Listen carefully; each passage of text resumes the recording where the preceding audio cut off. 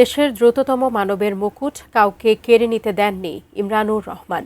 গত সামার অ্যাথলেটিক্সে খোয়ানো দ্রুততম মানবীর মুকুট পুনরুদ্ধার করলেন শিরিন আক্তার।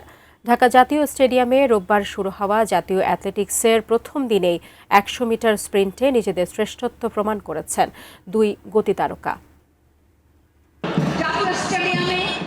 ৪৯তম জাতীয় অ্যাথলেটিক্সের উদ্বোধন ঘোষণা করলেন যুব ও ক্রীড়া প্রতিমন্ত্রী মোহাম্মদ আমিনুল হক। অ্যাথলেটদের সুযোগ সুবিধা বাড়ানোর প্রতিশ্রুতি তার কণ্ঠে।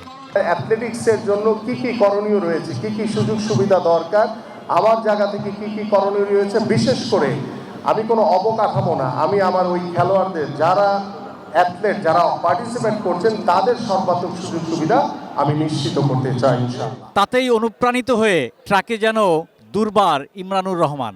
১০০ মিটার দৌড়ে বাংলাদেশ নৌবাহিনীর স্প্রিন্টারকে কেউ চ্যালেঞ্জই জানাতে পারেননি। ইংল্যান্ড প্রবাসী তারকা সময় নেন 10.58 সেকেন্ড। 10.86 সেকেন্ড টাইমিং করে দ্বিতীয় নৌবাহিনীরই মোহাম্মদ ইসমাইল। 10.91 সেকেন্ড টাইমিংয়ে তৃতীয় বাংলাদেশ বিমান বাহিনীর নাঈম ইসলাম। গত আগস্টে জাতীয় সামারে 10.64 সেকেন্ড সময় করে প্রথম হয়েছিলেন। তুলনায় ইমরানের টাইমিংয়ে উন্নতি হয়েছে।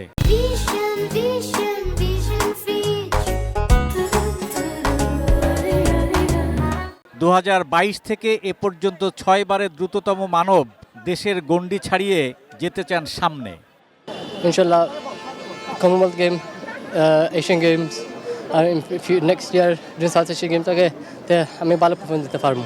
গত সামারে সুমাইয়া দেওয়ানের কাছে পরাজিত শিরিন এবার 12.10 সেকেন্ড সময় করে দেশের দ্রুততম মানবী। 17তম বারের মতো দেশসেরা হয়ে ছুঁয়েছেন নাজমুন নাহার বিউটি রেকর্ড। গতবার মুকুট হারিয়ে ক্ষুব্ধ ব্যথিত শিরিন এবার যেন পাল্টে যাওয়া এক মানুষ। 17 বার দ্রুততম মানবী হয়েছি, এটা আসলে আমার কাছে খুবই আনন্দের।